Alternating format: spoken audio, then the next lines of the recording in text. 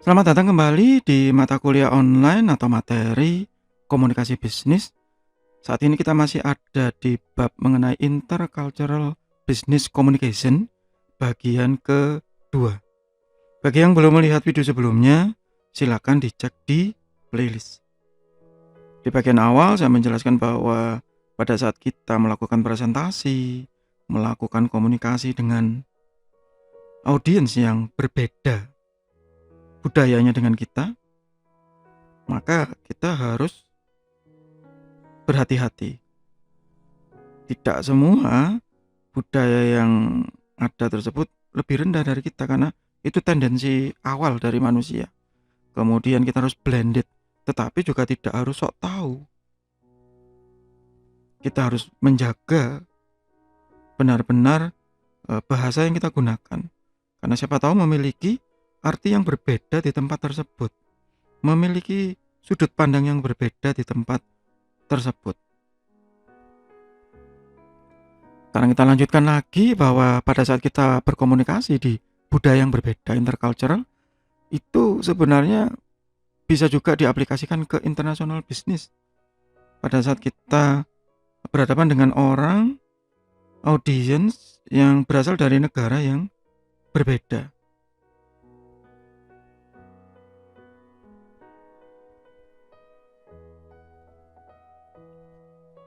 Dan ini ada disiplinnya. Maksudnya disiplin ilmu ya di sini, bukan disiplin apa begitu, bukan, tapi ini disiplin ilmu. Artinya di situ ada banyak keilmuan yang bisa diterapkan. Nah, keilmuan seperti ini memang tiap orang tidak akan sama pemahamannya. Ya, tidak semua orang mampu memahami ilmu sosial, ilmu sosiologi, psikologi, ya, dan banyak yang lain. Tetapi ini yang harus diterapkan.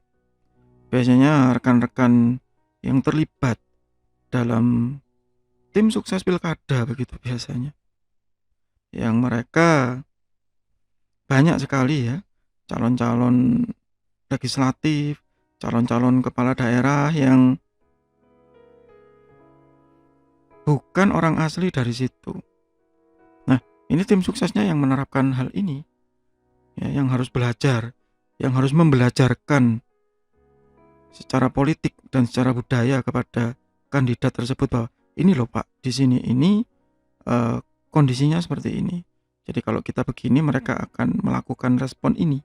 Kalau mereka begini melakukan respon ini. Nah, itu ada banyak disiplin ilmu yang terlibat di dalamnya. Dan ada efek sampingnya. Biasanya ini yang sering kali dilakukan ya, flattering, memuji-muji.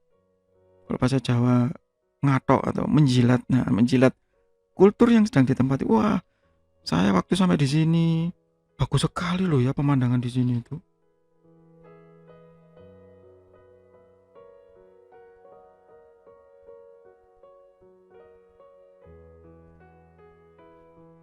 Saya baru kali ini saya ketemu hal seperti ini gitu.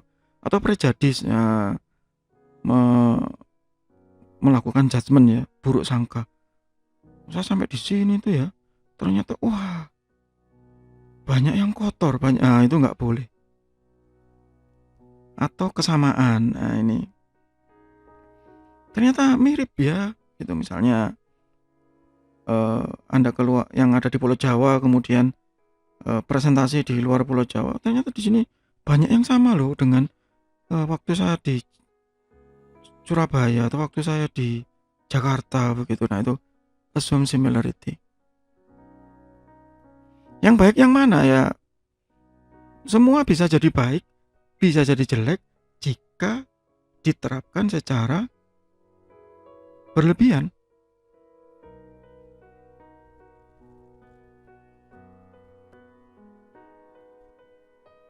Sehingga ada inisiasinya. Kalau di tempat ini apa ya cara memperkenalkan diri yang baik? Atau saya buat sama saja? Misalnya begitu. Ya, histori atau sejarah secara umum, tradisi secara umum, ya kita wajib mempelajari itu sekilas minimal. Supaya apa ya? Supaya tadi tidak gagap ya gitu.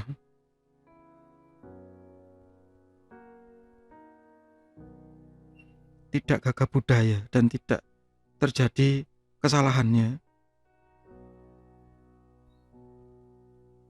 Common value and principle apa yang sama dari daerah ini dengan budaya yang saya miliki, termasuk simbol, batasan-batasan, status, ya, bahasa dan juga ritual. Sehingga kita memahami perbedaannya divergen ya. Ada yang berbasis individualisme, ada yang berbasis kolektivis, ya, kumpulan, ada yang budayanya eksplisit. Ya. Mungkin kalau di Surabaya, Medan, Jakarta itu apa adanya itu ya, tanpa tedeng aling-aling. Ada yang tidak halus, seperti rekan-rekan di Jawa Tengah misalnya, yang meskipun sama-sama berbahasa Jawa dengan orang Surabaya, tapi memiliki kultur yang berbeda, tidak bisa disamaratakan.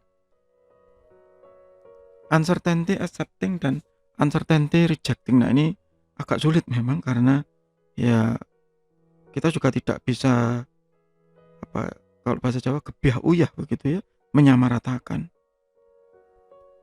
Dan yang terakhir ada short term versus long term. Kita nanti berkomunikasi dengan orang yang ada di tempat tersebut yang berbeda budaya ini hanya sementara atau dalam jangka waktu panjang. Kalau memang jangka waktu panjang ya kita mau tidak mau harus mempelajari dengan seksama. Kalau hanya jangka pendek, hanya ya sekedar pembicara tamu, saya pikir itu tidak terlalu urgent ya. Kita hanya mengetahui yang sekilas saja sudah lebih dari cukup. Masculine versus feminine orientation di tempat tersebut yang mendominasi laki atau perempuan.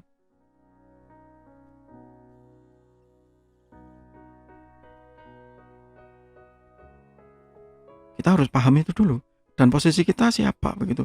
Apakah kita laki berbicara di audiens yang didominasi perempuan, atau kita perempuan berbicara di tempat yang didominasi oleh laki, yang kita harus beradaptasi dengan sangat hati-hati. Dan sekali lagi ini butuh pengalaman.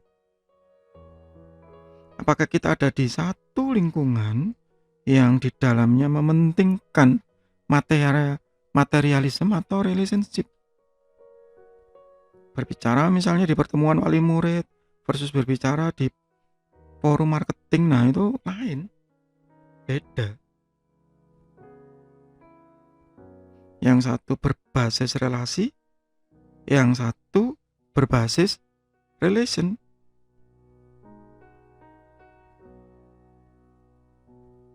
Dan yang terakhir low power versus high power distance. Yang kita hadapi ini siapa sih sebenarnya?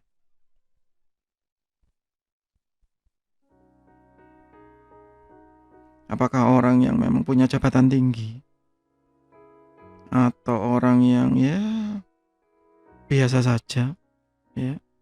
Dan itu semua sekali lagi butuh pemahaman awal, butuh pengalaman, butuh pembelajaran untuk bisa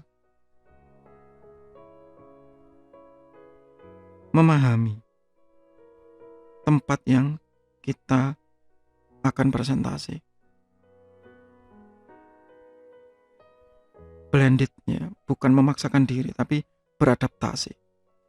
Demikian materi untuk intercultural business communication, masih di mata kuliah online atau materi komunikasi bisnis. Semoga bermanfaat. Tetap sehat, tetap semangat. Terima kasih.